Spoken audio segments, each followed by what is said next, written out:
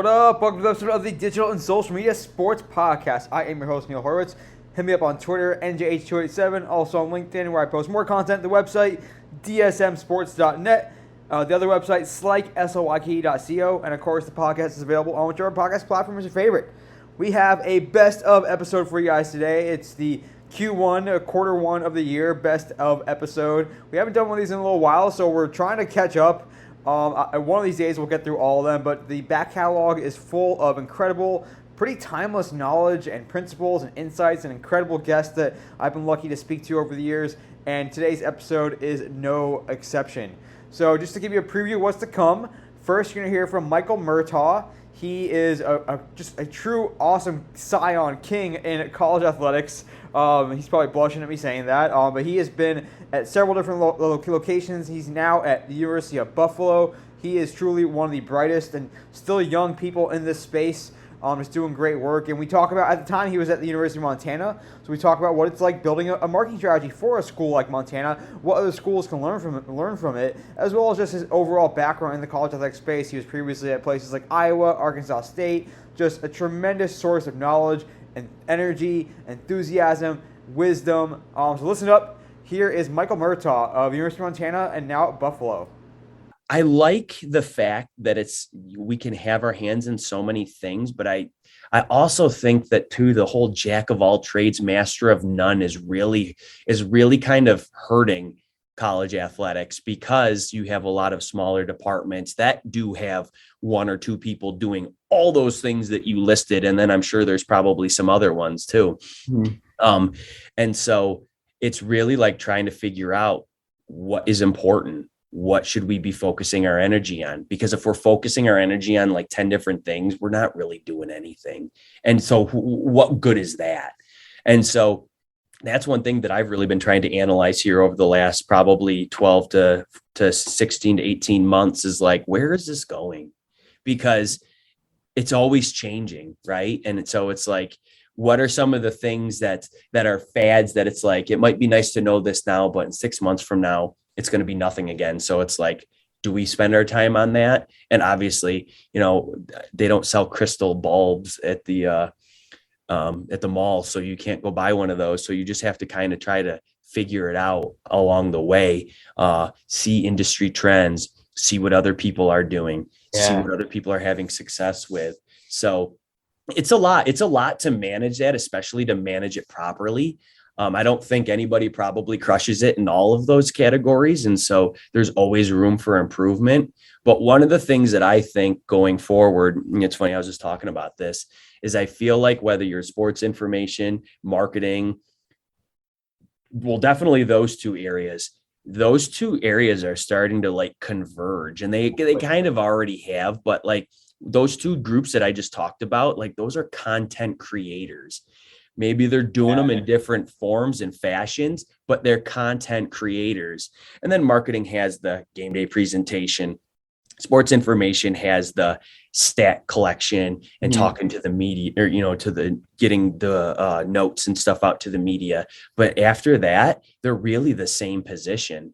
And, Brad Worthman was kind of working on something at Virginia Tech, and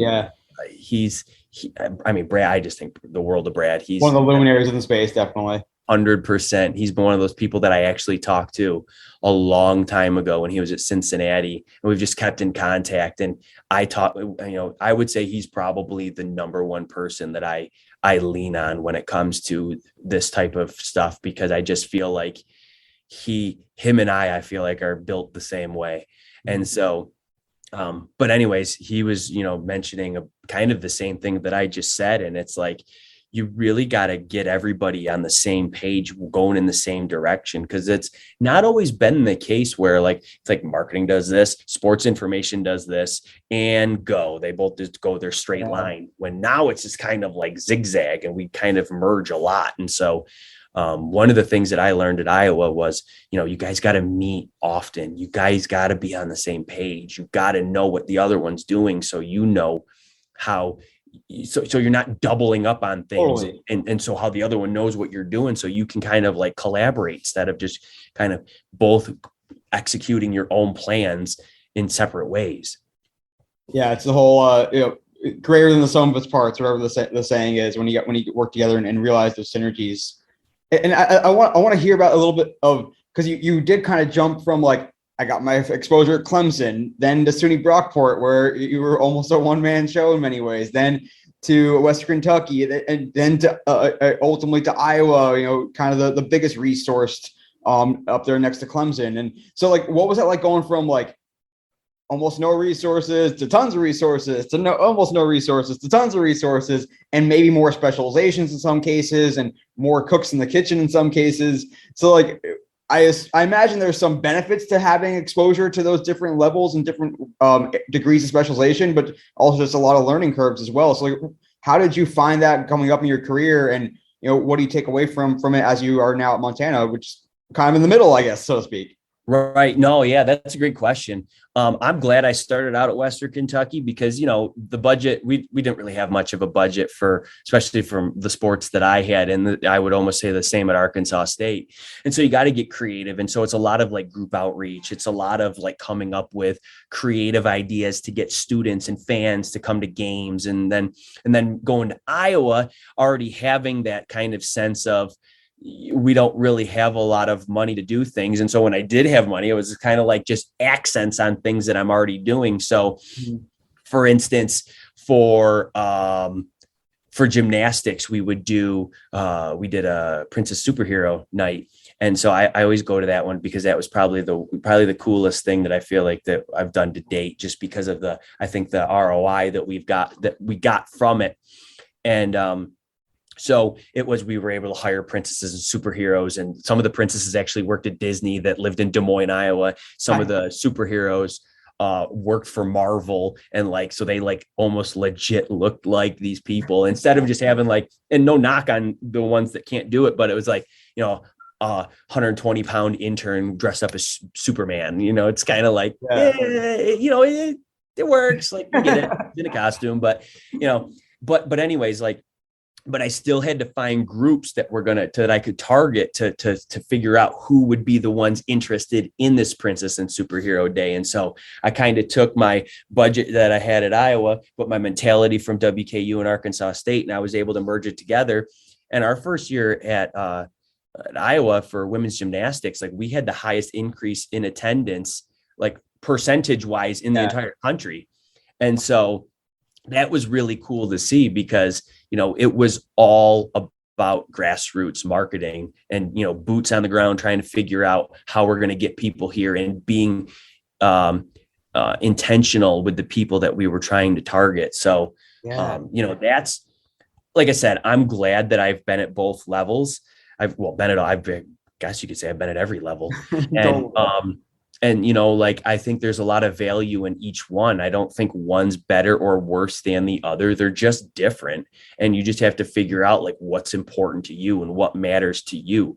You talked about, having a lot of people at Iowa. There was, the department is probably 2.5 times the size of the one here in Montana. Mm-hmm. And so sometimes, things might take a little bit longer to get implemented just because of the layers. And we're here, it's kind of you talk to one or two people. Now there's good and bad to that because, right, on the way up, you're like, well, did you think about this, this, and this? And you're like, oh, I guess I didn't. Where, if you had less people, you might make some errors because things haven't maybe been thoroughly checked through. And so right, then you have to kind of say, oops, won't do that again. So, like I said, there's good and bad to both. I don't think one's better or worse than the other. It's just really a preference and what you're looking for, really. And I think that to hear you talk about the power of the grassroots is certainly hits home for me. And, having come up with internships at the minor league level and whatnot in smaller sports.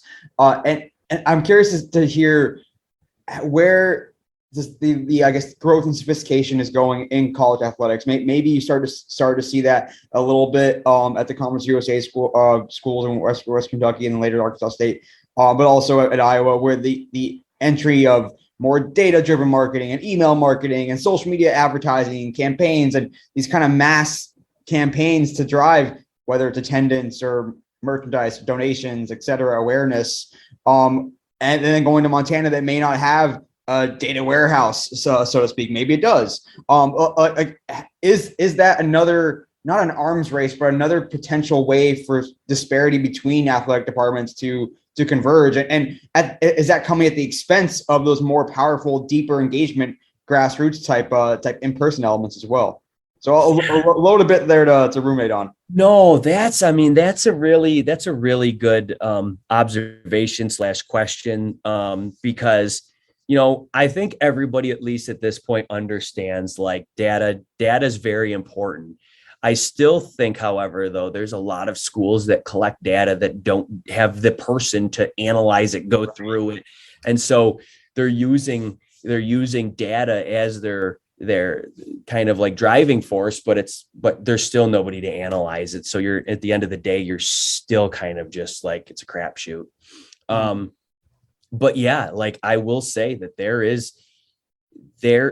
the way that people have been able to pivot on like email marketing and, digital advertising. I think, I've noticed at least a lot of the marketing is getting outsourced at this point. Yeah. And so marketing departments are kind of becoming game operations / content creators. There's kind of like two, but in my opinion, that's a totally different person, at least from, I shouldn't say totally, I guess it depends, but there's like, it's a different brain mindset.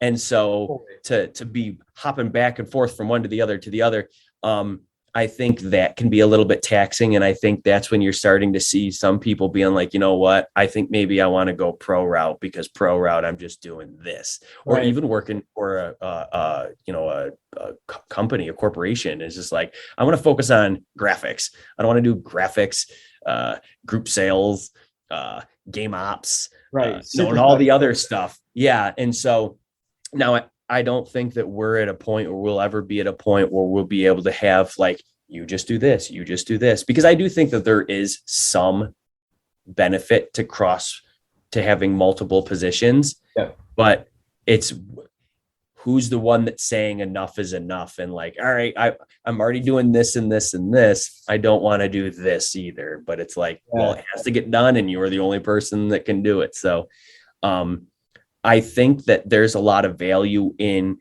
the new age marketing. I just think that kind of like what you touched upon when you're talking about grassroots, I think that's starting to kind of like go to the wayside. And I think that could have some negative consequences down the road if we don't figure out how to fix that. Yeah, no, there's so many different directions we can go here, which I love. These are the best kinds of interviews when we're not gonna have enough time to hit on everything. But I love that aspect of those more powerful engagements, brand encounters, whatever you want to call them, from those grassroots campaigns. And it might just be that more visceral, experiential aspect versus, I'm being served an ad that's been uber targeted to me. And it might be a good ad, but it's going to affect me in a different way. And I think in college athletics, it's probably more so than pro sports, especially these days, is so passion driven, and people, it's part of your identity, part of like, especially when you are in Montana and it's the biggest show in town, biggest show in the state by far, without all the pro sports. And so like when you go to Montana, and the same goes for the other schools that you were at as well, what's it like to really understand and almost inculcate yourself with that passion, with that understanding how important this school is, its crest is to the community, and then ultimately how that will translate into how you engage them from a marketing perspective. So like, take me through, I accept the job to Montana. Now I got to figure out, what is this school all about? What is the town, what are the people all about? What's athletics all about here? And just really picking up and trying to internalize all those really deep-seated things that are important. Yeah. Well, I had to have a quick chat with myself real quick. And I said, all right, Murtaugh, shut up and listen. Go there and ask a ton of questions and just shut up and listen, because nobody cares what you did at A, B, C, D, or E school. Like at least at first, you have to understand why the things are the way they are before you can figure out whether A, great idea. We should keep doing that. Or B, maybe we should try it this way. Or I remember at such and such, it worked, we did this. Because different places are different. And so you really just have to figure out like what makes people tick. Why are things the way they are before you can even formulate anything, because nobody cares how great you are if you're just going to come in thinking that you have all the answers, because that's not what people want. People, if you just come in there and you just think that you have all the answers and then you start making bad decisions, like that's going to really be damaging to the validity of anything that you have to say going forward for quite some time and maybe ever. And so it's funny. I talked earlier how I'm an idiot and how I'm just like got crap grades all throughout, undergraduate in high school and basically my whole life. But I think that has helped me once I went to grad school, and I actually enjoyed learning, is like, I haven't stopped learning ever since. And so like, I love asking questions. I want to know why things are the way they are. I have a lot of questions because I know I don't have many answers. And so I like to ask questions. I like to figure out and find out things. And so that wasn't really a problem for me when I got here. But as you can see, like I do like to talk, but it's like time and place for that, buddy. So yeah, when I got here, I just asked a ton of questions. I wanted to figure out why things are the way they were, because I wanted to know, like, is that a good idea, or maybe we can try things a different way?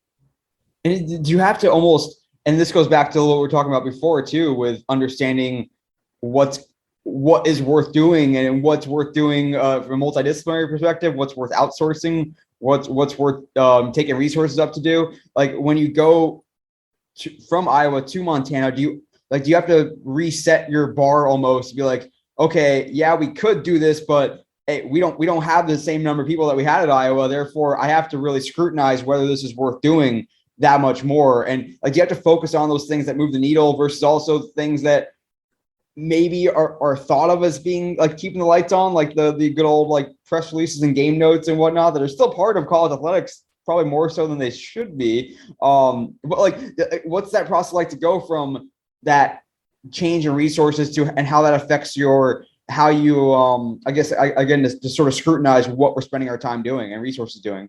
Yeah, you nailed it when you said, what are some of the things that we might want to do, but we just can't do because we just don't have the resources, whether it's human or financial. And so like, yeah, I think I'm still going through that, still trying to figure out what exactly is, extremely important. What are some things that we just cannot do without?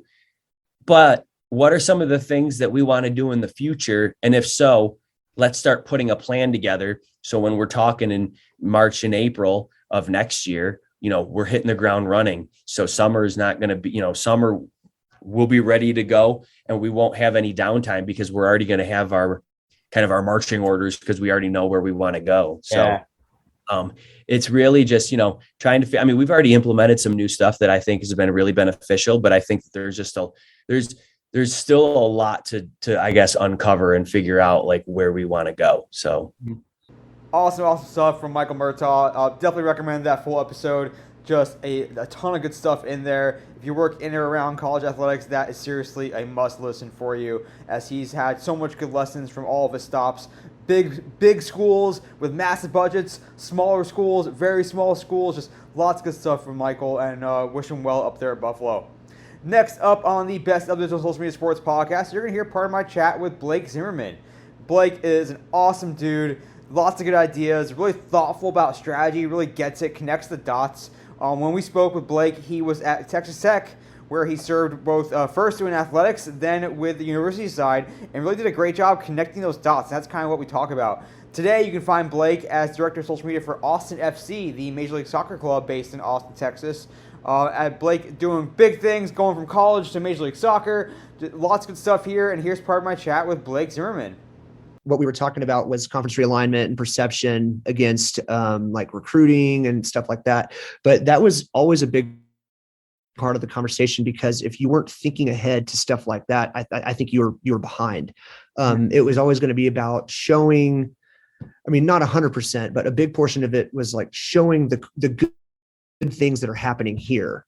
You know what I mean? And really making sure what we wanted to do is, okay, when things are going well and we have a captive audience, we need to capitalize on that. And I think that all kind of came to a head at the 2019 Final Four and Tech's run through the NCAA tournament.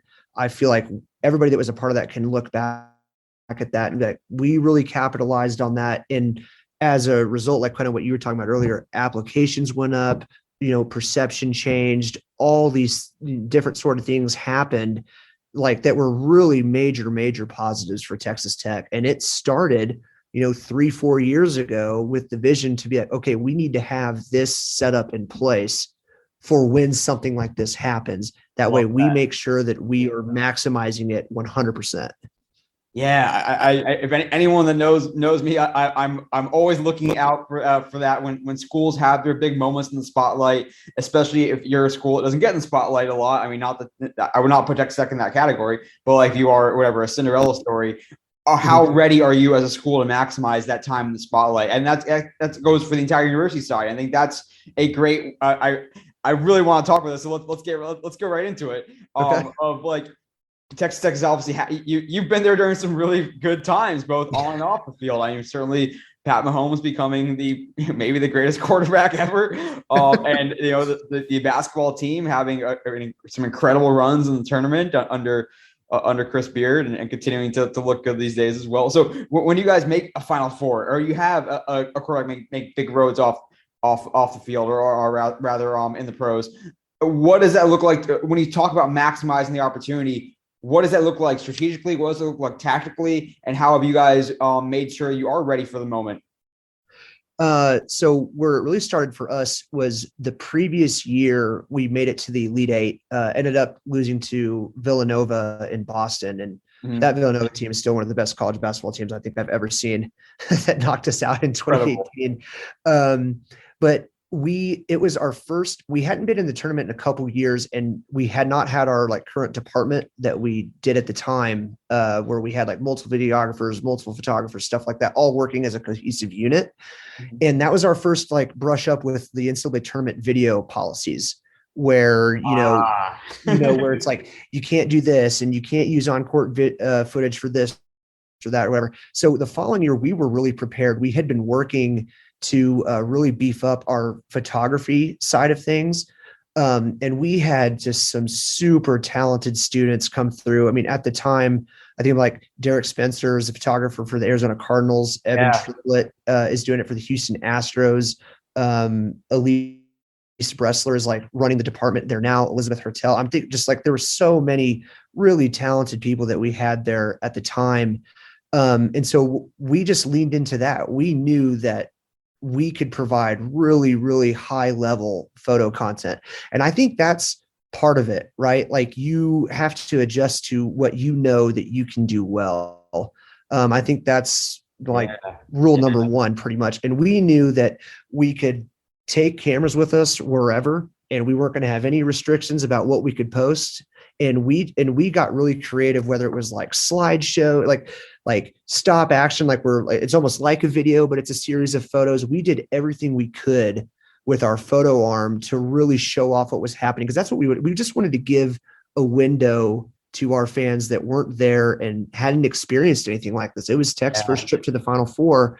And we just really wanted to make sure that we maximized it. So we made a very conscious effort with our photography content, and it showed out. I mean, we ended up like for the tournament number 1 in total engagements, and we were like 16th in followers out of the tournament teams.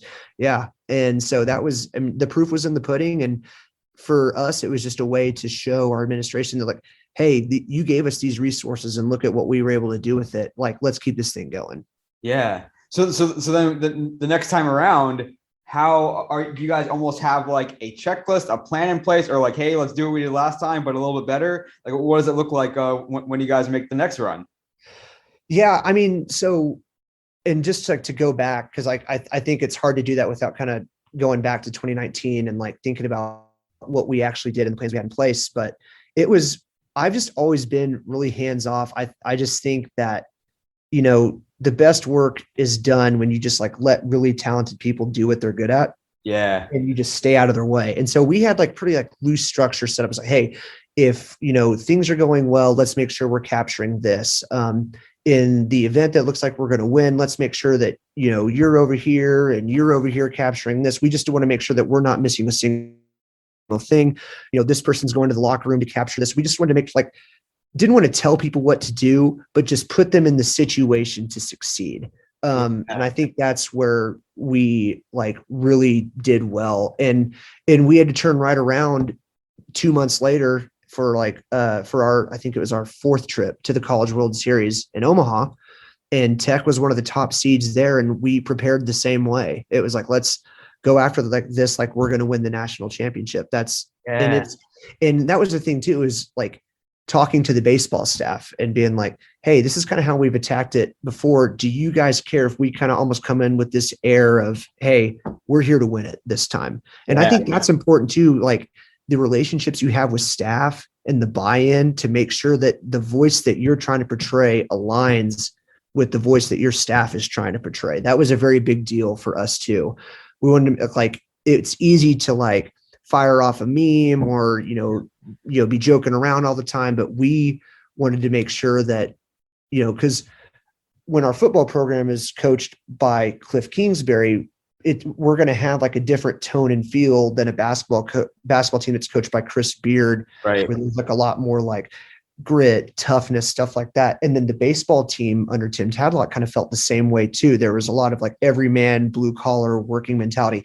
Not that the football team didn't have that hardworking mentality, but you got like the high flying offense and the lots of points and stuff like that. That is where we just really tried to make sure that our tone and voice was matching what people saw on the field or on the court. Yeah, it's really really interesting, really well put. And then like how do you marry that, or do you even need to, with the overall athletics brand for Texas Tech Athletics, for Red Raiders, for #Recom? Is it really, when you're focusing on an individual team, are you telling that team's story first and foremost, and what reflects that coach and his culture or her culture? Or is there still some element of, this is who we are as Texas Tech, as opposed to this is who Texas Tech football is? And again, it may not be supposed to marry by design. I think it can at times. I think a lot of the times we were telling specific stories, whether it was athletes or teams, stuff like that. But then you have periods of athletics department success that you really like have to capitalize on. And that's where we talk about like brand perception and stuff like that. One of the things that we really did was, I think it was 2018, where we had 5 different programs that made it to like the final 8, if you will, of their perspective, like NCAA postseason. And that was the moment where it's like, this is what we do here at Texas Tech. Like we are visible at the end of the postseason. We are winning. Like we're doing it the right way. That was the moment where we kind of like married it across the board, where it's like, yeah, each sport, they have like these little like intricacies and little differences in feel, but overall, this is who we are as an athletics department. And those are the moments that we would take the opportunity to marry those two things. Yeah. That's really well put. I love that. That's fantastic. And so when these great moments are happening, or when they're about to happen, how much interdepartmental conversations are happening? I guess, like, is there a time when everyone, social, sports info, marketing, external, broadcast, or pick another department, whatever, within athletics, if you're all in the same room saying, hey, here's what we're going to be doing, here's what we're going to be doing, how can we make this better together? Like, is it really like every department kind of knows their marching orders and knows what their goals are, or is there opportunity to collaborate, or is there almost too many cooks in the kitchen at that point?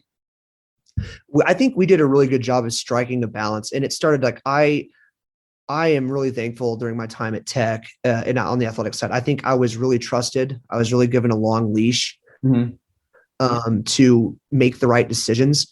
But on the other side of it, we also did a really good job of making sure that we had the correct, I don't know, you call it like stakeholders, if you will, from each department meeting, like pretty regularly, but also like when necessary outside of like the normal regular meeting structure, to make sure that we were aligned on goals.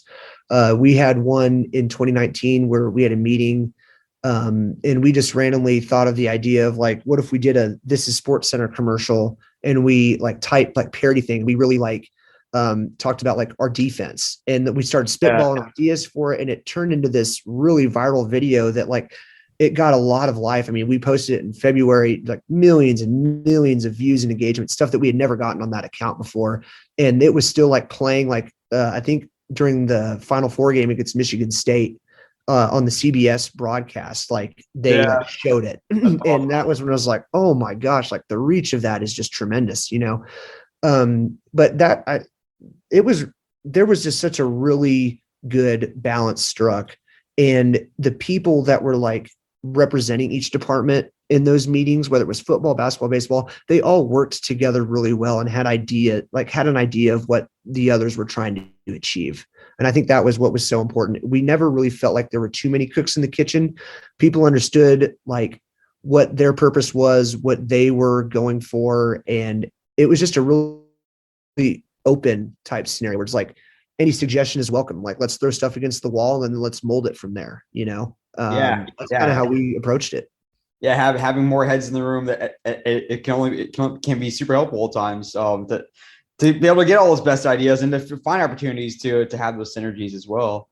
Mm-hmm. And now that you're on your side, let's say that we're talking this time next year and whatever, or maybe slightly before this time next year, and Texas Tech is about to play in the Big 12 title game, or you guys are looking like you're going to make another run in basketball, and now you're on the other side. Like, what would you want to happen? What, looking back on the times when Tech did make the Final Four run, what was happening on the university side, and like take me through now as you're in your current position as director of social emerging strategy for the university, Texas Tech University, of what you guys could be doing to really maximize that on all the university's channels. So I think it's about leveraging without overstepping your bounds. I think one area where we've kind of done that is Texas Tech University has partnered with the Kansas City Chiefs, has entered like into a corporate partnership. And part of that has been like at kickoffs of Chiefs games at Arrowhead, like there's an ad on the video board that says "Kick off your career with Texas Tech." Mm-hmm. And so there's like a couple different activations going on there and have been going on all season. And it's a multi-year deal to continue to happen. But one thing that we've done is activated that on social as well. So we've had like paid social campaigns all season running on that and the way we've designed it is, you know, where the Chiefs are playing or who they're playing, hitting those markets that are going to be getting the game on social with, hey, the Kansas City Chiefs know best. Kick off your career at Texas Tech with like a targeted link for admissions for prospective students, hitting prospective students, their parents. I think that is kind of like those kind of activations help spread awareness on a national level, improve perception. That's kind of one example that we've been really attacking in that area, is just kind of leveraging while, you know, kind of staying in your own lane. So if I am super excited because I just saw Texas Tech, you know, win a regional final to clinch a spot in the Final Four, and I am a prospective student or whatever it may be, and I Google Texas Tech and I end up on, you know, Texas Tech University's website. At that point, like, what's the ideal experience for that prospective student or whoever it might be? Like, do you want them to get information right away about, hey, look what just happened on our athletic side? We know you're excited, or do you like should the first thing I see still be more about, you know, we know why you're here. We can tell you more about what it's like going to Texas Tech University, what the opportunities are. Like, what's the ideal, I guess, user story for someone that is all of a sudden Googling Texas Tech because they're seeing you on CBS? I think that's a really good question. I think it's another example of striking a balance. I mean, I don't think you need to inundate someone with the reason that they visited your site when you know why they visited your site. But at the same time, there has to be that acknowledgement. We talk about creating like a journey type experience where we, in whatever form or fashion, whether it's with a targeted ad or something, we've gotten somebody to apply at Texas Tech. From that point on, it's continuing to retarget that person as they arrive in school, tell their story while they're here, watch them grow, watch them graduate, watch them become an ambassador, continue to tell that story. We are focused on that journey and continuing to be a part of it. So I think that's kind of the user story, is like, it's not about just getting you to our page to apply to our school. What are we doing from there? Like how do we turn somebody from a prospective student into like a Red Raider for life? You know what I mean? So that's kind of the approach that we take to it. No, that's really cool to think that it really is a number of touch points, and it's a never ending user journey from the day they first think about going to college to the day they hopefully continue to donate into their 50th year reunion going back to college. It's a full life cycle. Exactly. And so there's a couple minutes left here with Blake Zimmerman, Director of Social Emerging Strategy with Texas Tech University. I'm already just loving this. We can keep going for hours. You talked about working with Open Doors on the athletic side and really understanding how valuable your student athletes could be. One, of course, to help them build their brands, and now in the age of NIL, they're able to monetize those brands more effectively. But also to help tell the Texas Tech story through their eyes, helping recruits see what it's like to be a student athlete at Texas Tech. So taking that to that mindset, that opportunity.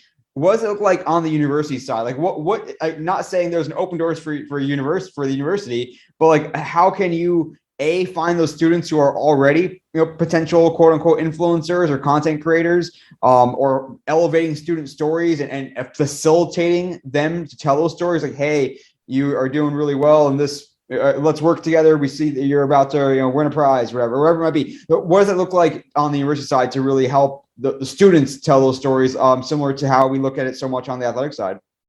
I think there's a lot of opportunities for something really similar, and why wouldn't there be? You have a much larger pot to pick from too, 40,000 students. There's got to be stories out there. There's got to be influencers like that. One area that we've looked at too is high-level administration on campus. Like, does this piece of content work better coming from Texas Tech's account, or does it work better coming from the university president's account? These are all things that like we've kind of taken like that athletics approach to that Open Doors approach to like, hey, obviously like we want like a lot of good content coming from our platforms, but are we really maximizing the available like plethora that we potentially have? You know what I mean? And that's an area that we talk about a lot. Like I said, we're still building out our team and trying to add manpower and resources, but that's definitely a place we want to get to where we are identifying influencers and partnering with them and doing everything we can to enhance both our brand and theirs through sharing the Texas Tech experience. Great stuff from Blake. I really enjoyed that episode. Just lots of good insight into really working both sides of the campus, so to speak, the athletics front and then the university front, and how those sides can work together. And definitely cool. It's been cool to follow his work since he arrived at Austin FC. Depending on when you listen to this, MLS season is about to start. So keep an eye on Austin FC and our buddy Blake and check out that full episode. Next up on the Best of the Social Media Sports podcast, really enjoyed this episode. Got great feedback on it. He is one of my favorite people I've met in the space throughout this podcast. He's doing great things now at Heartland Group, alongside another previous podcast guest, Keith Steckler. Awesome stuff here. My guest is Jonah Ballo, who you're going to hear from. He's spent time with the New York Knicks, really helped build that strategy. We talk about that. He's also with the Minnesota Timberwolves, and of course, as mentioned, he is now at the Heartland Group, which he is a co-founder of. Just lots of good insight into building up that NBA strategy and that brand with the Knicks, and just overall insights into how to build content strategy in general. He's doing great stuff now at Heartland. So listen up. Here is part of my chat with Jonah Ballo. I became the director of digital. So we brought in a world-class videographer who traveled with me, and he really took a lot of the load in terms of the video content creation, and somebody that I trusted to also bring ideas to the table and collaborate with me. We were a 2-man band on the road. A lot of times I'd be, telling him these ideas that I want to do, and he'd figure out a way to bring it to life on the edit or the shoot. And that really helped. So, eventually I kind of morphed a little bit more into the big picture, directing of the digital. We had somebody who's going to run our social channels. And I would also run my own personal channel, which was, I thought, important to have somewhat of a face behind the logo. Yeah. And that fans can know that the way I looked at my position at the Knicks and even the Timberwolves, but even more so with the Knicks, was that I was just lucky enough to be there, and I want to be a conduit to the fans. Yeah. So often I would ask them, what do you guys want to hear from Kristaps Porzingis at practice. Totally. I'll ask him, right? And like, I always felt like if you're a diehard fan, where else are you going to get that? You know, the New York Post, the Daily News, they're not going to go to their fans and ask them, like, what do you guys want to hear about? Or get a little bit more of a personality from the players. You are the eyes and ears. You're their eyes and ears because they can't be there. You can. And so they can live vicariously through you. So that's how I kind of viewed my role, less of a talking to as a talking with. Yeah. You know, and so that's how it was for me. And yes, it morphed way more into the social digital landscape. And then, you know, we had a full marketing team that was involved in the, you know, the season ticket collateral, the marketing campaigns, things of that nature. A lot of those got blurred though, you know, and it was a challenge at times. And I think teams are trying to figure out, you know, how their departments should be organized or structured. I think social is its own beast. It should be definitely its own thing. But I definitely, I would be lying if I said it wasn't stressful kind of playing all the hats, but I would also say that I'm a little bit to blame for that stress because I took on everything. And I wanted to kind of control everything. And looking back at it, that would be one thing I would go back and change, is try to develop a team, get more people involved in the creation of the content. But we were in the embryonic stages of a social and digital and how we were going to deliver it. And it was kind of a test and learn as you go. But yeah, that was my goal was to really just have an onslaught of Knicks digital content that if you're a fan, you were going to get everything. And I did funny segments where I'd ask quick hitters, and I would do, you know, bits with Ron Baker about his kids book that he wrote, and like, you know, Christmas, what the guys were going to do for Christmas. So hopefully my goal was, listen, if the team's good or bad, you're going to like the guys on the team. And it's going to be less, because you can't really bank on the performance on the court or the field. You know, it's just not in your control. And if you're out of the playoff race in January, there's a lot of time there. And as a marketing individual, I would say, even though my background wasn't necessarily from a scholastic standpoint, marketing, it was more journalism, but like an editorial perspective, like you have to get people to buy into the product, buy into the team. And if there's some buy-in and they're interesting and entertaining, then you have them. And then, you know, my goal is to just grow those viewers, grow that audience. And listen, I wish those teams would have had more buy-in to owning their own content, because I think that is also very lucrative. And I just don't think they were at a point to do that yet. Because MSG Network's a huge beast for them, right? They have to have the New York Post. They have to have the Daily News. So, but I really thought they could have owned it. They could have had a whole podcast network. They could have had a whole video network, and they could have broke all the news on their own channels, and sponsorship dollars would have came in. And that was another thing, Neil, that really changed my role to the last like 3-4 years at the Knicks. The Timberwolves didn't have the sponsorship dollars allocated directly to digital. The Knicks started to, and I started to really work with the sales team on developing content specific for brands. And this is kind of where the bridge happened, where I was able to make that leap to the agency life, because I was selling in content that was, you know, built for the New York Lottery. You know, where the players would talk about the numbers they would wear on their chest and the meaning behind that. And it was presented by New York Lottery. So things that weren't just a logo slap, that were actually integrated into it. The players talking about what's their necessary travel items, and it was presented by Amtrak. And we got video of us taking the train to Washington, D.C. for a game. So that was the B-roll. So that's kind of how the game kind of changed while I was in it. And I just had to kind of roll as we went and find new and innovative ways to expand our department and get more budget and get more bodies in there. But I don't know if that's a way of answering what you what your question was. I mean, I just want to sit back and let you go, because this is awesome. Like, you're giving so much great insight and storytelling as well from your experience there, and hearing about how you organically kind of started to think more about monetizing social, and that ended up to the your success from the agency side as well. But I do want to touch on something really quick, because it seems like it's bubbling up to the surface now, is the idea of who you were with the Knicks, and prior to that with the Timberwolves, as this sort of face, that someone that people could live vicariously through, someone that people could get to know a little bit, like, hey, Jonah's talking to this person today at practice, or like, and following you in addition to the team. And we're starting to see a little bit of that especially with the advent of TikTok and Instagram stories as well. You see some clubs or teams across the world might have like almost like a digital host that takes them around, and some don't, some do. And so like, what's your, having been in those shoes, what's your take on where that's all going? Like, should each team sort of have a face that people can get to know and live alongside, and almost kind of be their friend that has really good access and can talk to the players? Or is it really let the brand speak for itself and don't have that face, because that face won't be there forever?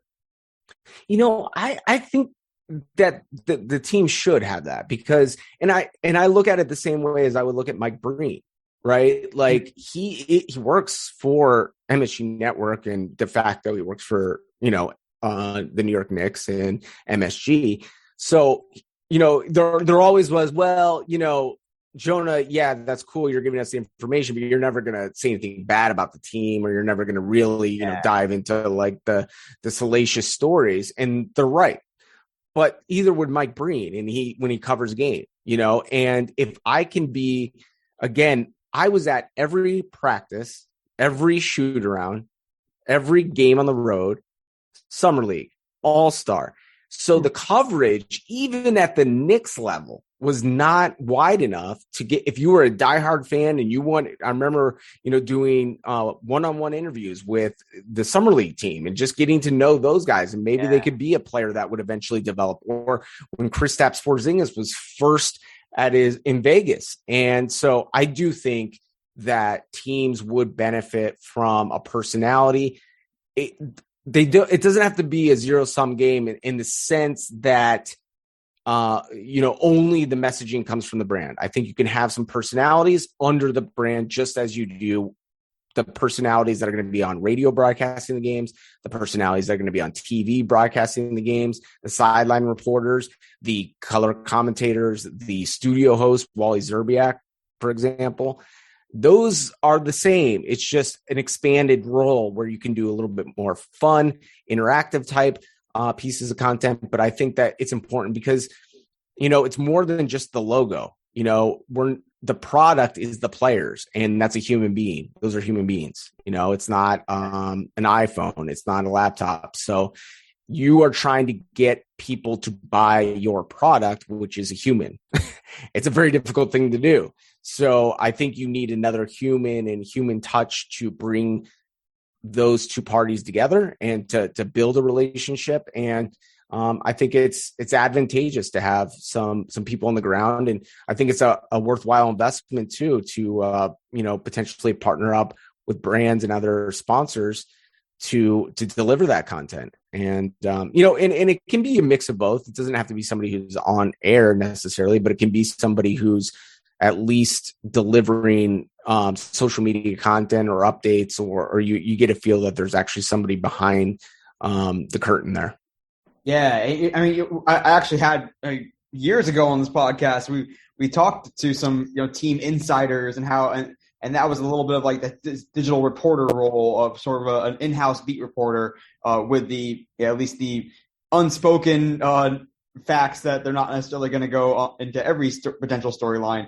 And then you have this digital host that we were alluding to earlier. And there certainly is a role for that to A, deliver more content, B, to have a human that you can connect to and that can show, perhaps more emotion than with the ups and downs than some team accounts do. And actually, I want to touch on that really quickly as well. Because I am interested in, how you, especially now that you're working with so many big brands and creating content on their behalf oftentimes or in collaboration with them. So when you're with the Knicks and even into your time now today, both NKTG previously and now with Heartland, of what voice is and was like when you went from speaking on behalf of Jonah and Nick's in-house reporter Jonah to how the social team there really started to craft that voice and personality for the Knicks. I think, it's well known and well accepted almost that NBA teams were some of the early adopters of having more personality, of having that voice on Twitter,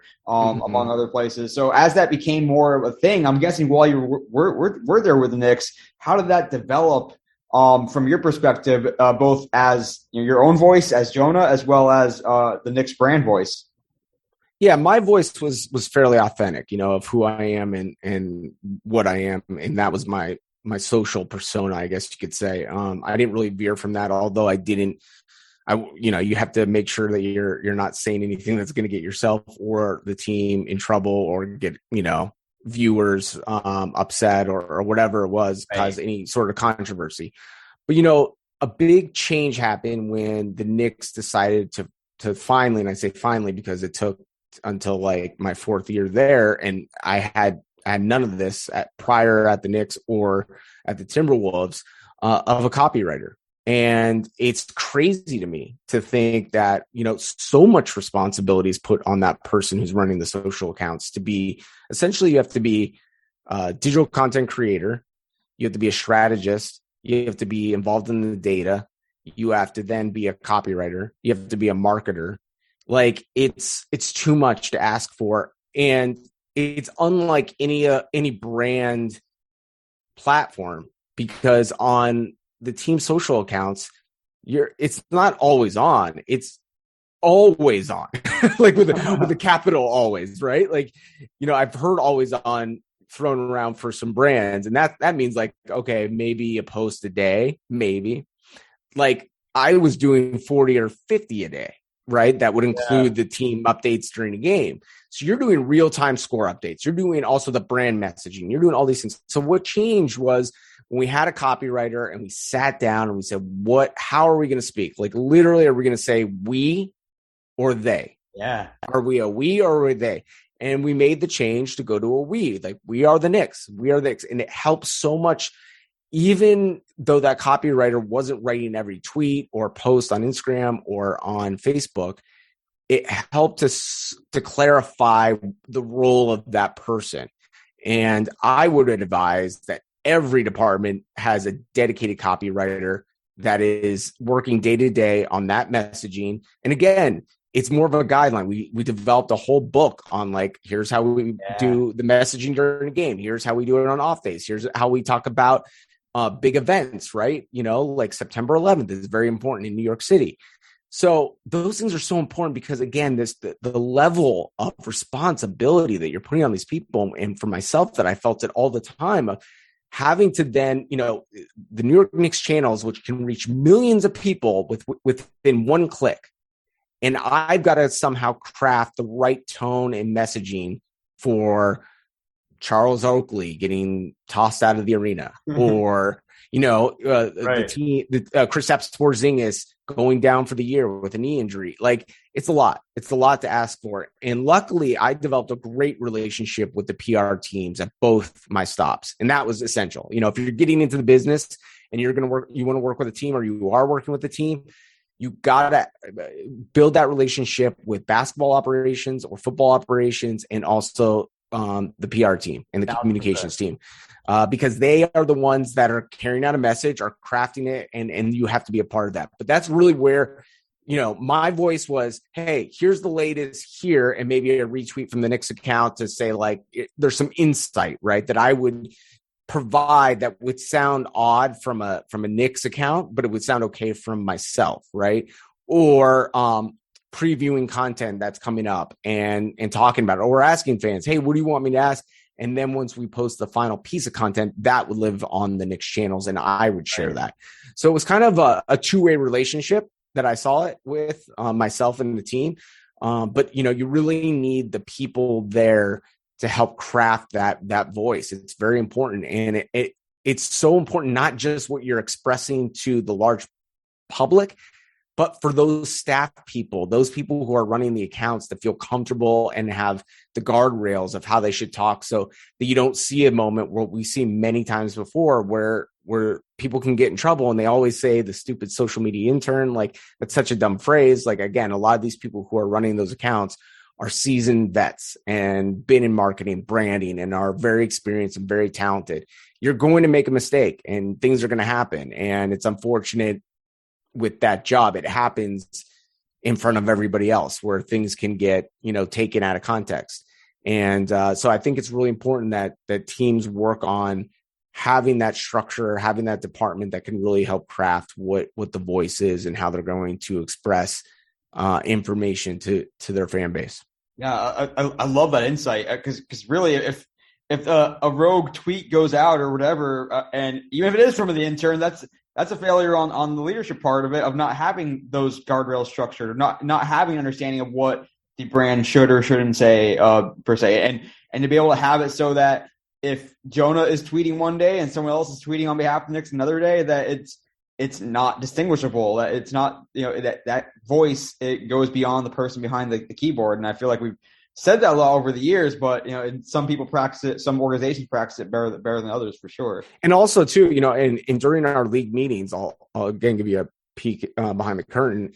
There was a lot of discussion when I was at the Knicks, and other teams were starting to sort of take shots. I think it's still happening too. Yeah. Take shots at other teams. I was on the side of, I didn't see a benefit in that.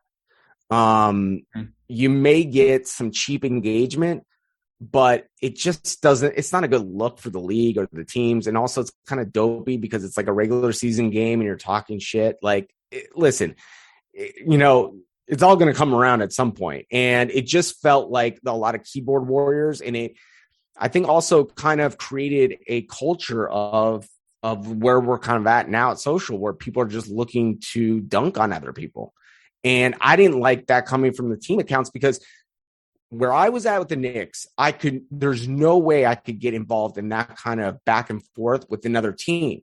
So another team would take a shot and I can't say anything. We can't say anything. So then fans are like, oh, the Knicks got dunked on. They get, but nobody knows what's going on behind the scenes, because I would get fired if I engaged in that type of stuff. So when we're sitting there at league meetings with my 29 other counterparts, I'm saying this is not a fair fight. You know what I mean? Like, so we got to all be on the same page here and not engage in this type of stuff. And I still don't think it works. It's just cheap. So that was my viewpoint and where they were at, but you can still see it to this day. I think last night there was some shots fired at teams, and I don't know. I don't see it as a value. I really don't. No, I mean, we don't need to go down this rabbit hole. But I as you were telling that, about that, I was thinking of the infamous Houston Rockets tweet with the the kids that they don't remember it. They're too young to listen to this podcast. Just Google like Houston Rockets gun emoji, and yeah, you'll it's a lesson to be learned there for sure. But a few more minutes left here with Jonah Ballo. He is the founder and head of content strategy production for the Heartland Group. Let's talk a little about what it's like then working with brands and knowing what their guardrails look like, and both encouraging them, but also not pushing them to take chances, to refine their voice, to do things that might be different than what they did previously. So what's that collaboration like of working with brands to help elevate and improve what they're doing while also staying true to who they are and who they tell you they want to be? Yeah, no, it's a great question, because I think a lot of brands sometimes feel the need to do more than they should. So sometimes it's a discussion of like, well, do you need to do this content? Like, what is the goal here? You kind of got to backtrack a little bit. When I work with the teams, it was fairly straightforward, right? Like, I wanted to bring as much content to the fan base as possible, basketball related, content related. But with the brand, you have to kind of back out of it. What are your goals and objectives? Is it to sell a product? Is it to build brand awareness? Where are you at? Like Toyota, I did a lot of content with them at MKTG, and they wanted to then develop their other sponsorships in the other racing leagues. So Formula Drift is a project that I worked on, and I again said, well, that's great. Then we should tell human stories about the drivers and who they are and go inside, just as I would with the Knicks or the Timberwolves, like go inside racing, right? Like really develop this cool stuff that, listen, it's a niche audience. You have to really tell the story well and articulate it in the right way. So it's always kind of a fact-finding mission, of what is the content that you're trying to create and why. And I think we start there, we try to backtrack a little bit, and then that develops the strategy for the content, not just to do things because it's cool, but to do things that are going to, again, if your goal is at the end of this to sell a certain amount of tickets or product or whatever it is, that we're achieving that goal. We have a client, Scripted Fragrance, who makes these amazing candles, and they're a small business, but growing just crazy. They're based in upstate New York. And, really they needed a brand identity video. The product was selling. They did some great stuff. They were featured on CBS. But if you come to the website, you didn't get a real idea that this was a mother-daughter, female-owned company that started this company together. And the way that they approach the candles, why the candles are better than the competitor, and just the nature of their business and how they operate. And once you see that story on their website, you really get a sense of who they are and why I'm now invested in them, not just the product. So that's kind of an example of how we think and how we try to strategize. But I love the word that you use because it's collaboration. I don't really like the idea of, the client agency sort of relationship that is, hey, we'll brief you, go away for 3 weeks, come back with some big ideas, and then we'll see what works. And inevitably that doesn't work. If we collaborate almost as one team, and we sort of inch, again, we could bring a 20-page deck back to you. That's beautiful. And then there's like nothing in that you would actually use. As opposed to that, I'd like to think about things that we can collaborate together. What hasn't worked, what has worked. Let's throw out some ideas here, brainstorm together, and really build something in a collaborative way. Our relationship right now with the New York Red Bulls, which is a very interesting case study because that's a big brand, Red Bull, that's attached to a soccer club. Yeah. But we are, I would say, an extension of their creative social team now. And it's as if we work with the team. That's my relationship with our partners there. And we bring them ideas and we don't fear like, oh, they're going to steal them or, this is something they're going to go to another agency. They bring us, here's an idea. What do you guys think? How can we get this accomplished? And then we come back with some real tactical stuff. So I think I just treat every client very differently based on what their needs are, but it really works best when they're very transparent about budgets, about what their end goals are for the project. And how we can accomplish that together. I think you get the best out of it because essentially what you're looking at is internally that client can't achieve what they're looking for you to do. So if you can find ways to make them look good on whatever it is, or really fine tune their objectives, you'll land in the spot where what you're creating will work for that organization. But I think that the first step is also saying like, what is the reason for this? What do you want to do with this content? And sometimes they're just like, hey, we need to do cool stuff to make my boss happy. It can sometimes be that simple, but most of the times I think that there's been a genuine need for the content. The NFLPA, who we do work for on this community MVP, every week they award a player the community MVP for his work outside of or off the field, right? And it's what they're doing. And it's a great way to showcase these athletes and how much they do give back every single week.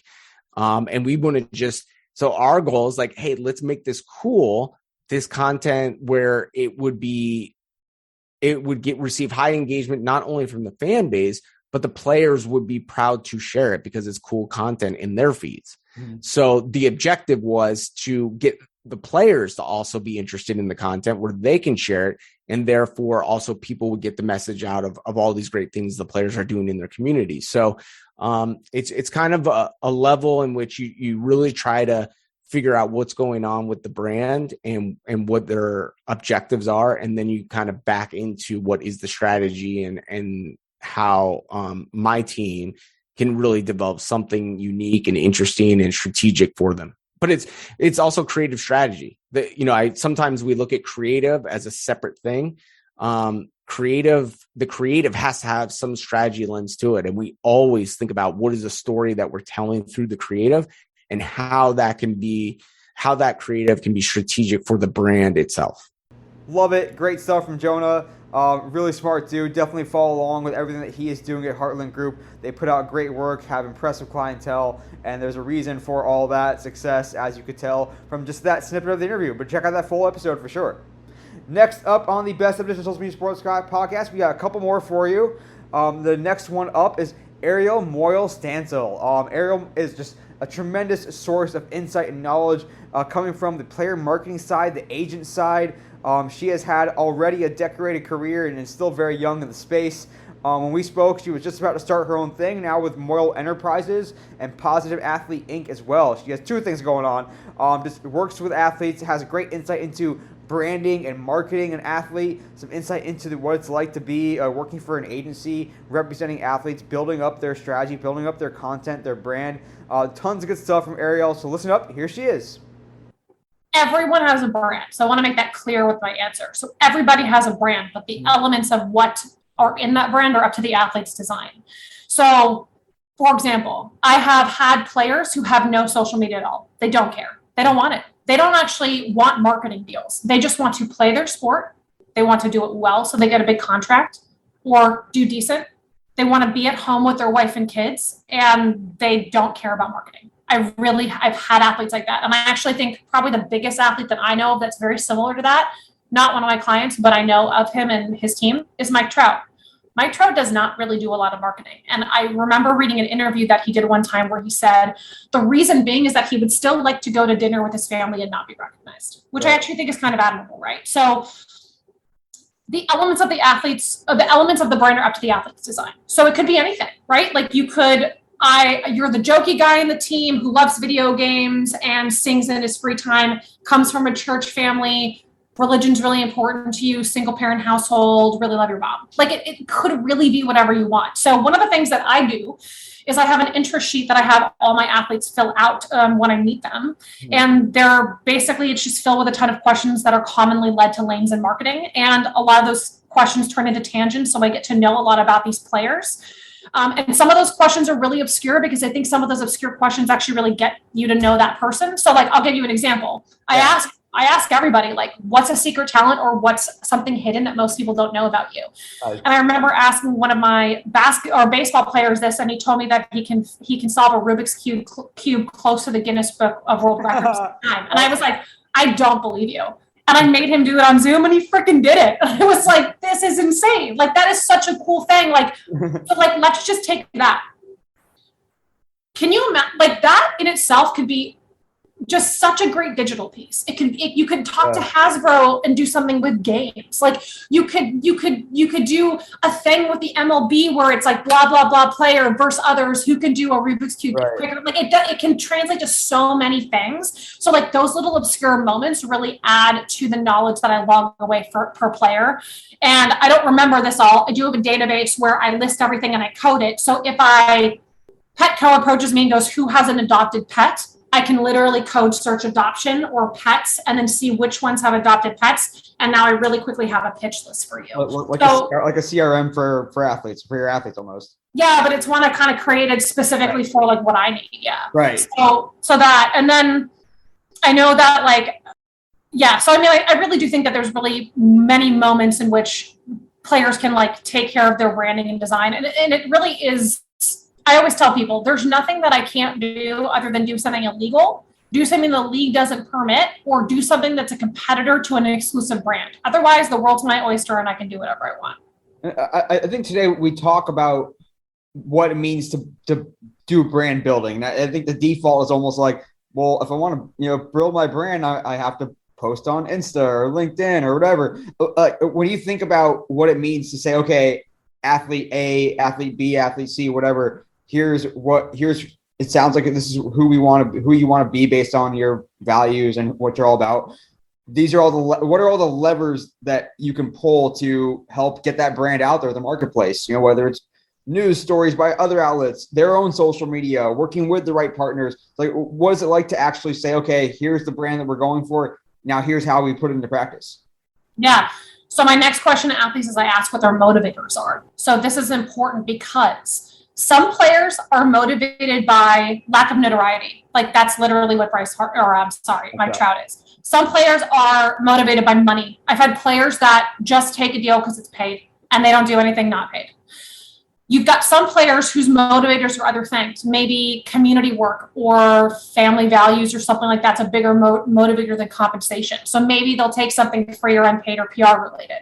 And it is a no judgment zone for you. If you're motivated by money, you just need to tell me that so I understand how I'm approaching you. So anytime I get an offer from you, if it's not paid, I know you're turning it down. So I'm not even going to waste your time and I'm not going to waste mine, right? Mm-hmm. So motivators are my next question. And then secondly, I would love to give you that answer, but if I give you all the tricks to how I do my job, then I guess I'm kind of giving a blueprint away to why I'm really good at what I do. I'm going to be a little cagey there. Like there's a lot of ways in which I can maximize an athlete's brand. I expect them to be honest with me. I really do approach them as a no judgment zone, and building that foundation of trust allows them to know that you're working on them, even if they're not explicitly being told every day.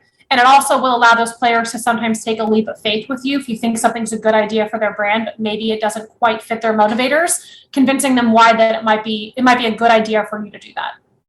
I'll give you a good example of that one. Mm-hmm. Ronald Acuna Jr., motivated by money, he should be, right? I would be too if I was at that level. Mm-hmm. And that's okay. He got to a place where he could be.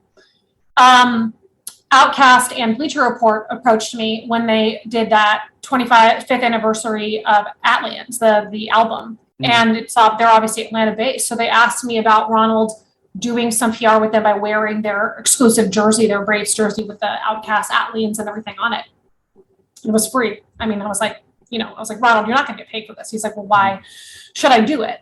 And we had a long conversation explaining to him, the value of Bleacher Report, the value of Outcast, and just the value of being asked to be a representative of a city for a group of people who also deeply represent the city of Atlanta. Yeah. And so through that conversation, he did it. And of course, Outcast, all the members themselves, Bleacher Report, it went everywhere. He got so much PR for that. And I was like, and I think that instance alone, he might have gained over 100,000 followers on Instagram. So that in itself is a really great proof of where your ROI is, even if it's not based on money.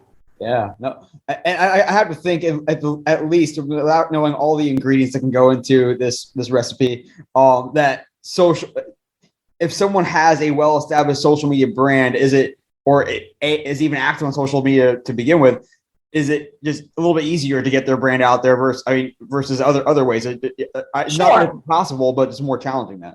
Yeah, I think brands like to see that people follow you. And so social is a really easy way to show that. They also like to see that people engage with you. So I don't want to make that, I want people to understand that following count is important, yes, but I definitely, in conversations I have with brands, engagement numbers are better because they want to see how many people you actually are engaging with versus are these just people that follow you and never come to your page. Right. So engagement's usually a higher marker. How much smarter are brands getting even beyond that? Are they saying, okay, that's great, good engagement rate. Now what demographics are they reaching? What other brands are your fans interested in? Is that just table stakes now when it comes to working with brands? I've been asked that, but I have not been asked that enough. I actually don't think that most brands know what they want sometimes, to be honest.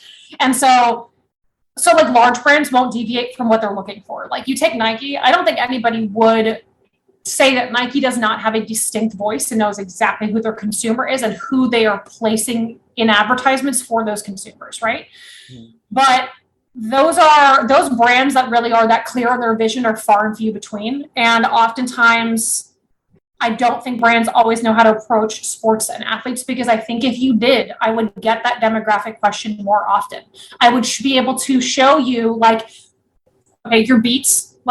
This is not enough to beats. I'm just using an example everyone's going to know. Yeah. How many of my followers in these demographics also follow beats? Getting metrics like that and showing by the way, 50% of my followers also follow you, which means that we are within the kind of same lane pool of interest, which is why I'm intriguing for you and your brand, like that kind of thing. And I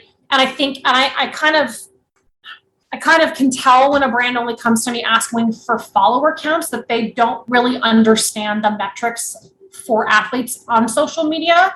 And they also are not probably thinking about their campaign in the smartest way. So I think like working with an expert who can really pitch a story, but also explain why it's important and then explain the ROI for you as well is super important. Because in order for me to convince you to pay me money for that player, I need to prove to you that it's going to turn out positively for you at some point. Yeah, and the space is evolving, pretty rapidly, I think. And I'm gonna put you on the spot here a little bit, but I think like you're starting to see platforms where brands are now searching influencer databases that have all these, data points that can say, okay, if you're looking for someone that spends more than average amount of money on listening devices, on headphones, then okay, maybe Beats doesn't want to talk to that person. So as this influencer marketplace grows overall and becomes a bigger part of the economy, when it comes to who brands will work with, where do athletes fit into that picture? Are athletes going to be like, they're not going to be necessarily lumped in as another influencer? Like, if you're thinking about the future, like what differentiates an athlete from a quote unquote professional influencer? So, okay. I actually welcome the rise of creator influencer economy because I also think that translates to athletes that are not at the top of mind for brands or the top of their sport. So right now you work for Greenfly. So the article that I spoke at for you guys, like I explained that marketing probably 2 decades ago with athletes, you had to be the best of the best. And that was the only time you were considered to be in campaigns or a viable source for those campaigns. That's really shifted, and digital media is a big reason why.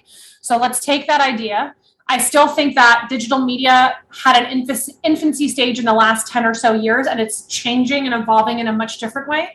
I actually commend TikTok for, instead of trying to be a competitor for social media platforms, saying we're good enough and we have an interesting enough thing that we actually welcome that you take our videos or other things and put it elsewhere, right? So like they've kind of shifted the way that social media culture had been. So for athletes who are not at the top of their craft, they're not the number one player on their team, they're not the franchise face, you are essentially an influencer in a different way. And so you now have the ability to control your narrative and let others know what you want them to know about you using something like digital media. And this is something that like would have probably never happened 10 years ago, would have probably maybe not happened as greatly about 5 or so years ago. So some of these people are also highly valuable options for brands. They're also highly valuable options for just the influencer space overall. So it's giving athletes as a whole, not the ones at the top, but the whole athletes, makeup. It's giving all of them a better opportunity to express themselves and set their future up away from sport. So in that case, being a professional athlete, again, not necessarily the superstars, the MVPs, but being a professional athlete is a way into the influencer space. And at that point, then it becomes, if you create good content and you have a unique brand, then you can be as successful as other influencers who that's all they do for a living. Okay, so I forget the player's name, and I'm sorry, I'm tired. I've been up early this morning. I can't. There was that rookie who documented his entire experience in the NBA bubble. Matisse Thybulle. Thank you. I mean, I never knew who that kid was until that happened. Truthfully, never did. Yeah. I mean, that is an excellent example of that, right? Rookie, just capitalized on an experience that people wanted to be a part of, but there was nobody giving them access to, and he did so well for that. Yeah, that's a great call. And it really is. It's like, okay, if you act like an influencer, you also have this huge platform that other influencers don't usually have unless they get invited to like Sundance or something. But yeah, that's a great example there. I love that. Yeah, exactly. A few minutes left here with Ariel Moyal. The time is flying by before he says a terrible stat, but we have so much more to talk about. So I also wanted to pick your brain a little bit about what it means to really be ready to capitalize for an athlete. We talked about Ronald Acuna briefly, and obviously he came on like a shooting star right away. Then other times an athlete comes out of nowhere and has a big opportunity. So what's it like to sort of hey, be ready to go of saying, hey, I'm working with this athlete. He is off to a good start, or he's, we just got drafted and he's going to be a superstar. Like, how do you know when the time is right to really strike, and, what's it like to be in that moment? So interestingly enough, Ronald came into the league hot, but Ronald wasn't quite known well when he was in the minors, to the point where, so I want to make it clear, I took over Ronald's account in early 2020. So I will be talking about things that were stuff that I didn't do. But what I understand is that Ronald blossomed in the minors, but when he started there, he was confusing for people. And one of his first equipment deal ever and I will give credit to a gentleman named Neil, who works at New Balance. He's now their head of baseball. Mm-hmm. Neil had been around baseball for years. Neil was at the Atlanta Braves stadium, and he hears a kid in the distance hitting balls. And Neil asks the guy he's with, who is that? And the person goes, his name's Ronald. We just acquired him. He's in the minor league system. Now, again, Neil is smart as hell, and Neil knows what to listen for. Neil is smart. Neil walks to the field, and just by hearing the way that Ronald's hitting the ball and then watching him swing, he offered Ronald his first equipment deal, and it was a deal with New Balance that year. Wow. Super and cool. He knew that Ronald was going to be who he was. I mean, Ronald wound up being a New Balance athlete for them when he won Rookie of the Year. He was a New Balance athlete through this year. So when he was a World Series winner, there's a lot of upside to the fact that you had somebody in a position to recognize talent because they're just innately smart with that sport. And the capitalization that New Balance got to take off of those deals with Ronald, was insurmountable. So I don't necessarily have an answer for you because I don't think I could have walked to that field and I would have been able to hear the bat the way that Neil would, right? So I don't know exactly when everyone finds out when someone could have talent, but I think there's just an intuition with people like us who just are in this space to kind of have this gut feeling on people. Either for me, my brand is I'm going to be looking at your brand for on field or on court performance for sure. Mm-hmm. But I also want to have conversations with you. And if you tell me things where I'm like, you are really intriguing, these are things that you can really lean into. And I find ways to explore those. Those are some of my favorite campaigns. And I really do believe that it takes intuition, and it also takes trust, because these athletes don't open up to you unless they trust you. Yeah. So I think that there's plenty of minor league players out there that are hyper talented and super valuable. To anybody listening to this who's in the minors, keep fucking doing what you're doing, because someone's going to recognize that one day, and you're going to grow and you're going to catapult. And, so anybody in the G League, anybody overseas, I think there will always be the opportunity for people who have discipline, work hard, and really are smart with knowing who they are. And those are the kinds of people I see that go the farthest and have the longest terms of success. Loved that chat with Ariel Moyle. I had been following her for a long time. When we finally got to go on the podcast, we had other conversations that were not recorded. We recorded that one. It was awesome. Listen to the full thing. You will enjoy it. We have reached the end. Last up on the Best of Digital Social Media Sports podcast. We're ending on a great one. I feel lucky to know this guy. He is doing great stuff in the industry still. You're going to hear from a bit of my chat with Ryan Elul. He is based in Australia. At the time we spoke, he was with LADbible. And he has tons of good insights and lessons from that incredible brand. He was specifically working mostly on the sports side, developing content strategy, activating partners in really effective ways. They have such a massive audience, do such a great job activating partners, so Ryan was able to share a lot of his insights there. Today you will find him with Sport Design Australia, alongside my buddy Reese Carter, as well as Cassie Wilkins, their other partner. They do great work. Ryan is a big part of that. Reese is a part of that as well, a former podcast guest. But here he is, listening up to some of my chat with Ryan. The challenge, though, was for us who were in marketing, who we obviously throughout any campaign, we're working quite closely with social. They're the voice of the NRL. They're the closest, aside from email, to touching and talking to our fans. The challenge was that our goals were very revenue focused, and so we're trying to align and work together on achieving revenue goals from our perspective. The social team, they're focusing purely on growth and engagement, and it led to this kind of very interesting friction within the business because our goals weren't aligned. And so I think the first thing that businesses need to really understand is, well, how do we align goals across departments? Because I think without that, you're ultimately just going to end with these exactly the same friction points, where one team are given very clear KPIs around audience and around engagement, and then another team are very clearly given revenue goals, but those two teams have to coexist together. So setting really good goals across teams, I think, is extremely important, and it's definitely something that we learned along the way. We were able to, I guess, get to a point where it made a lot more sense for both teams. Both teams had an understanding of, well, from a digital marketing perspective, how can I actually help the social team? How can I drive more data so that we have more first-party data? How can I use our channels to drive people to social? And then vice versa, the social team were able to understand, okay, I understand now how I can actually help drive revenue. I know how I can use content as part of the marketing mix, or as part of the consumer journey, to actually drive revenue. And I can still do my other things of growing that audience and engaging that audience. So ultimately for us, it always comes back to why is this content valuable, and understanding the reason behind pushing out that content.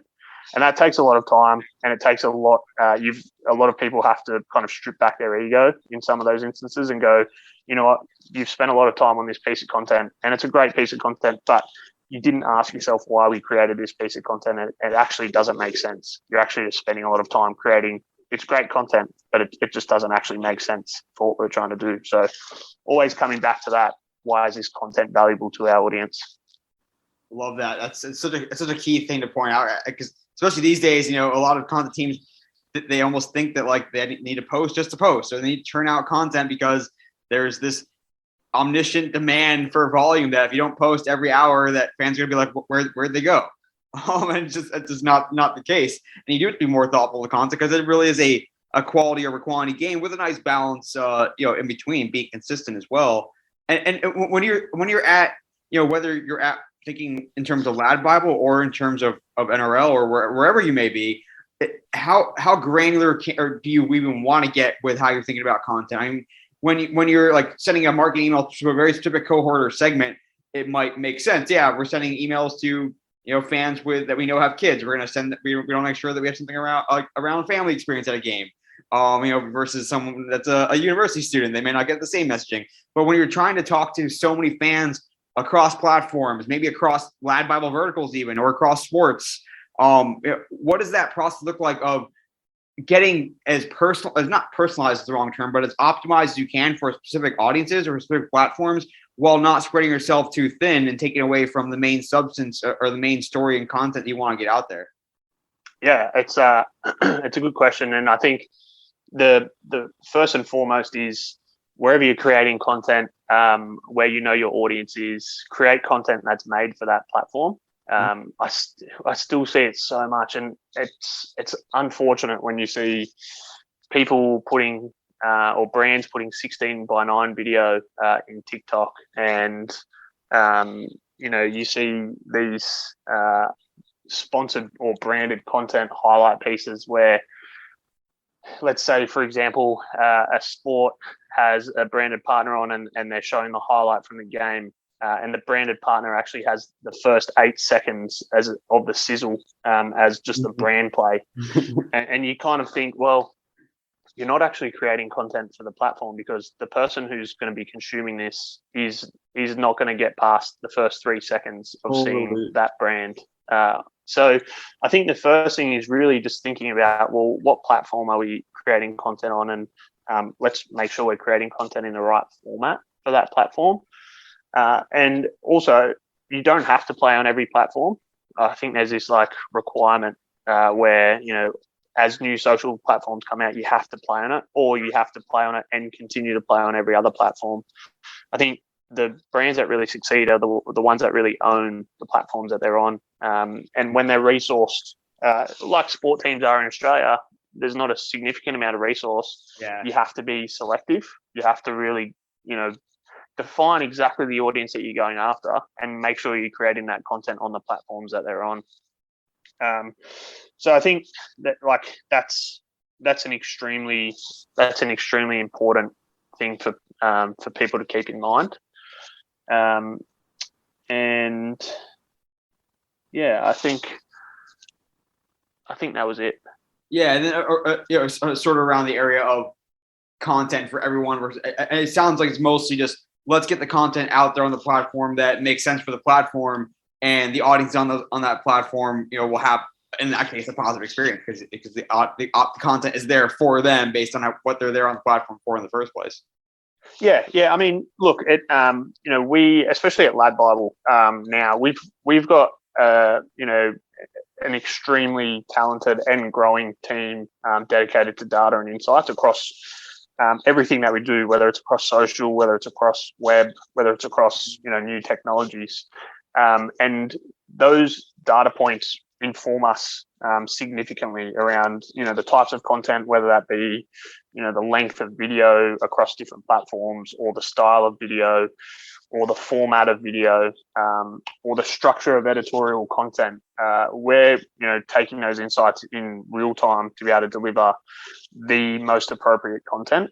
And we as a team, we're meeting daily on those things, especially some parts of our business at LAD, where we've taken control of the channels and the strategy of the brand's social media channels. We're meeting with them daily to share insights around, well, this is what we're finding from the audience. They're really enjoying this style of content, so we're actually going to go a lot harder on that and spend less time on this. And sometimes that's really hard, because especially when you're working with other brands, they've got this preconceived idea of, I want to spend all of my time on YouTube or Twitter, right. And I want to spend all of my time creating long form video. And then when you get data and insights back saying, actually, the fans are really loving just static meme content, or they're actually enjoying a lot more vertical video, it's very hard to challenge them on that. But I think as you get better relationships with your partners, those conversations become a lot easier, because ultimately you're just using data, and it's not based off your opinion. You're taking data. This is proven. This is what our audience is doing. These are the actions, and so therefore we need to pivot our approach accordingly.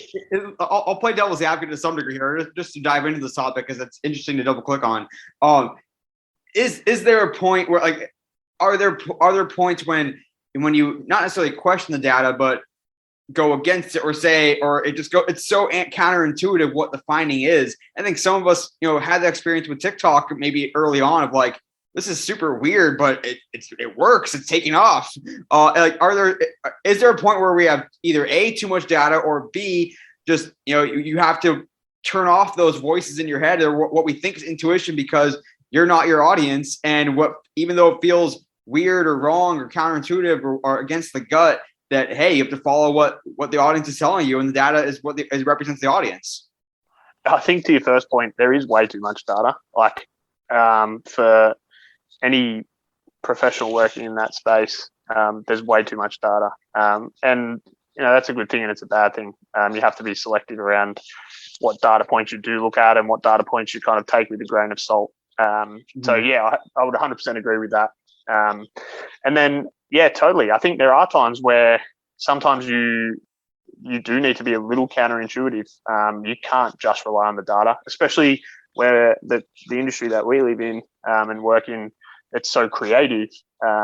Sometimes the data points just aren't there, or the data points aren't showing necessarily what they, what you feel they should be showing. So yeah, sometimes you do need to be counterintuitive. Sometimes, like TikTok, for example, when I was at the NRL, it was 2019, and TikTok had started to kind of creep in to our culture, and in Australia specifically.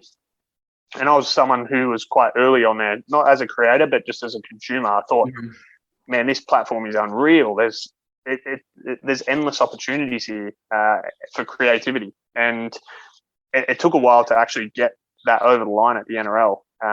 to kind of jump on board. It was kind of like, wow, like this is a channel that actually goes against a lot of our like very corporate guidelines, and it's very loose. Yeah.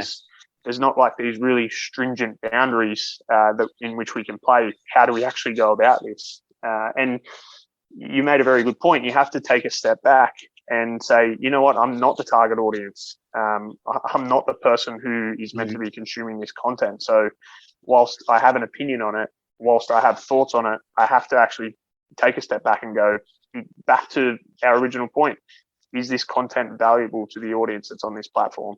And go from there. And I speaking of just the value of content, and a few minutes left here with Ryan Elo. He is the sports lead at LADbible Australia. Ryan and I can go for hours, so we will keep going, but I'll try to keep going too long. But this is so much fun.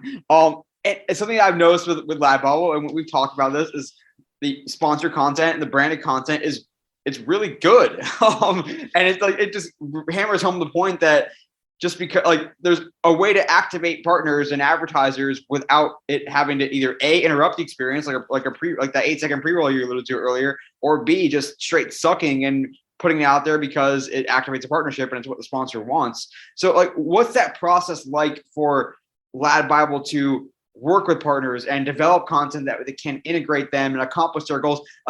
Give me, without spilling the secret recipe, so to speak, if there is one, what does that process look like for LADbible to execute what ends up being just really quality, good content, whether it's sponsored or not? Yeah, it's a question that we always kind of get, and I would say it's especially hard when you've got a new brand coming on board. That education piece is really important. A lot of hand-holding, a lot of utilizing examples from previous content and branded content partnerships that we've done to just kind of get them to understand what the value and role of LADbible is. And ultimately what we're here to do is extend the reach of that brand in a way that they're potentially not comfortable doing so on their own channels.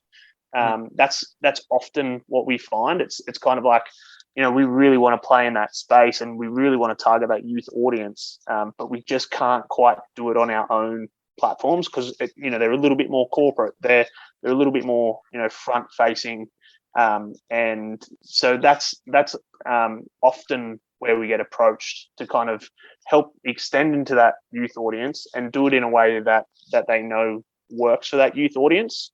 And that's the thing that that's our consistent message is over the past 10 years, we've been able to grow to be this worldwide publication, to be the biggest social publisher globally.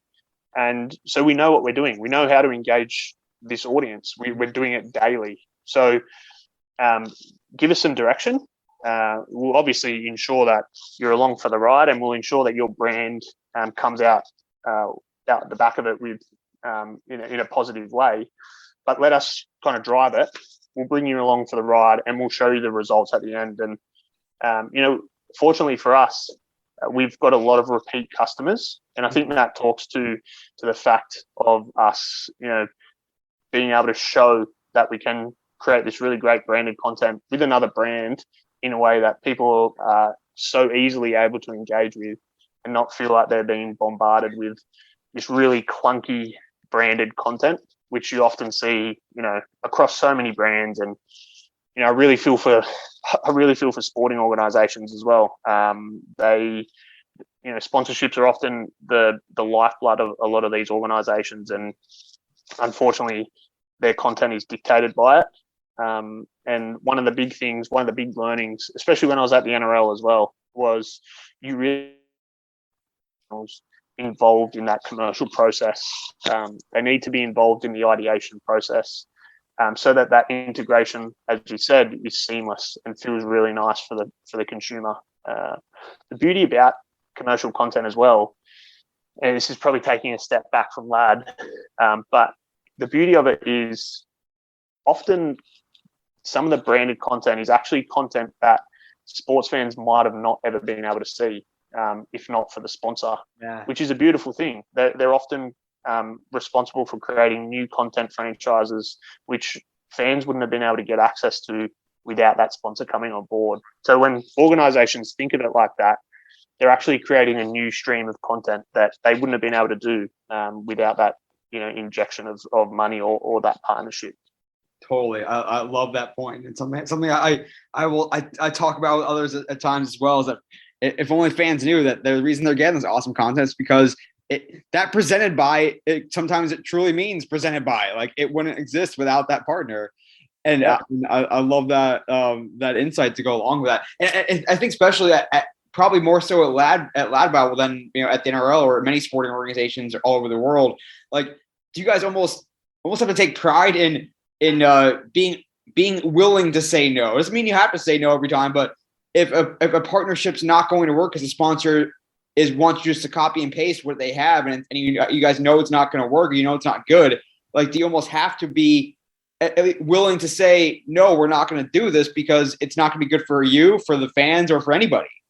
Yeah, I mean, sometimes you kind of do need to take that approach. I don't think it ever really gets to that point, fortunately, but we have to be conscious of the fact that we're also we're engaging an audience, and we can't jeopardize the engagement of that audience and the growth of that audience by putting something out there that we don't truly believe has value for them. So it's definitely something that we have to continually be conscious of. And I think fortunately for us, we've been able to work with so many brands here in Australia and globally that are prepared and are prepared to be taken on the ride and on the journey, and understand that they can't just put a 30-second TBC on our social channels and be done with it. So we're in a fortunate position where we haven't really had to do so, but it's always something that we do need to be conscious of. No, totally. It's like a lot of times we throw around the terms advertising, sponsorship, partnership. We throw around all these different terms, frivolously. And in reality, there's a difference between an advertiser and a partner. And a sponsor, a partner is someone that wants to collaborate, work with you on things and work so that everyone wins. Whereas an advertiser, advertisers are not working with ESPN necessarily directly on what they're putting out there. They're buying the airtime. And so it's that nuance, which again, we throw these terms around so much, but there are differences. A pre-roll ad is not the same as a sponsored piece of content, which a partner has collaborated on in theory. And you're exactly right. I think making sure that we're clear on that nuance is very important as well. I want to touch on a couple more quick things here with you, Ryan, before we get to the shareable stat. And there's so many things we can go through, but it's the idea of trying out new things. I know that LADbible has, gone after newer platforms, newer forms of activation. And what's that process like of working with either a partner or even internally saying, hey, we're going to try something new. We're going to try something in the metaverse. We're going to try something on this newer platform. And we don't know if it's going to work. Maybe we think it's cool. Here's what we think success will look like. Success may not equal, our worst posts on other platforms, but this is what we're shooting for. And we want to experiment there. And maybe the partner wants to experiment there, knowing that the metrics are not guaranteed. So what is that balance like of taking those chances with or without a partner, and understanding that, hey, if failure or success, we don't necessarily know what it's going to look like or what the outcome is going to be? Yeah, I'd say first and foremost, the beauty about LADbible is the way that the business is structured allows for the leaders in the business to really have a really good view of what's coming and what's ahead. And that's primarily their goal. Their goal is not to be kind of stuck in what's happening right now. It's to really prepare the business and ensure that we're across different, technologies or platforms or experiences, and always be thinking months and months ahead.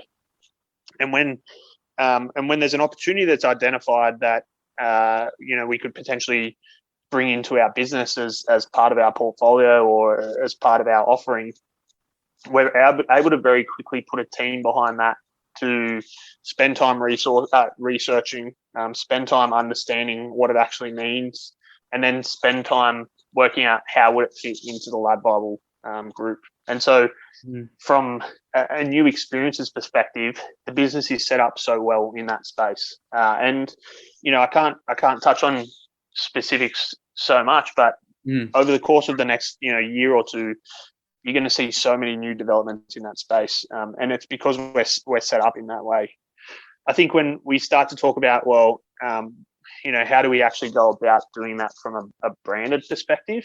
There's probably been, a couple of instances, like from TikTok, let's say TikTok, for example. From a publisher perspective, I still don't know if people are utilizing TikTok or publishers are utilizing TikTok in the way that they could be. In Australia, we're the first publisher to crack the 1 million followers. And the reason that we've had so much success from that is we enabled and brought in people who are dedicated to TikTok as a platform, and they kind of live and breathe that. And we found this really cool niche of content that we're able to kind of work with across our TikTok, and to be able to hit 1 million is a massive milestone for us, both from a purely brand perspective, but also commercially. We're able to find new ways to commercialize TikTok, which has been fun as well. And again, one of those things where we didn't really know what was going to happen.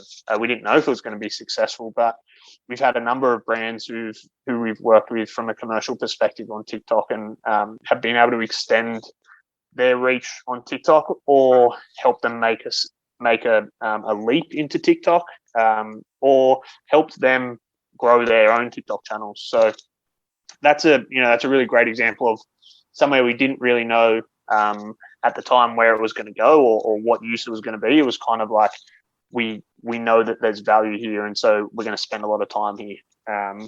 Another example is last year with one of our fantastic partners, Amazon Prime Video here in Australia.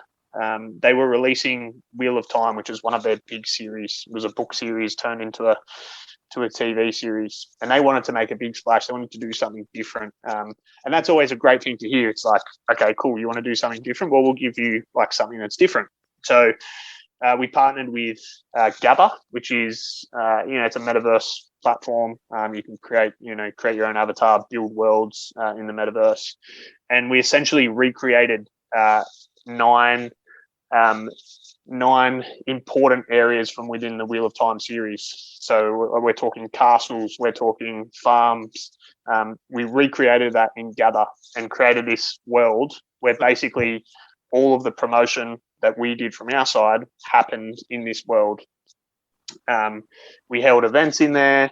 We had super fans in there. We had some of the actors from the show in there, and you were kind of able to go in there and chat to them in this metaverse, which was really interesting and really different. And when you ask about what are the metrics and how do you measure success on that, it's very difficult because often it's just to make a big splash. It's just to make a lot of noise. It's not necessarily about volume. The goal there was really bringing in those really rich and invested fans to talk about it. And then what we do is use some of our other more traditional content to bring in a wider group of fans. So, we're able to use original video and editorial to bring in some of those wider groups of fans, and go really hard on that niche audience using this collaboration with Gather. So that was really interesting, very exciting. We had a lot of brands kind of come to us afterwards and say, well, how do we get involved in something like this? And then, there's so many other, we're playing quite heavily in the AR and VR space.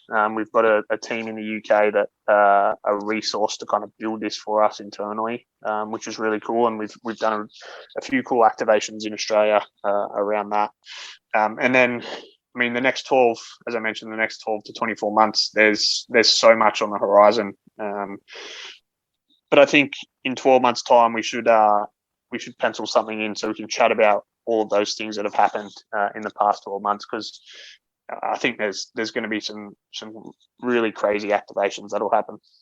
Love it. Could really listen to that full thing, and I did when I was editing this. Definitely recommend checking out that full episode and continue to follow along with everything cool that Ryan is doing at Sport Design Australia.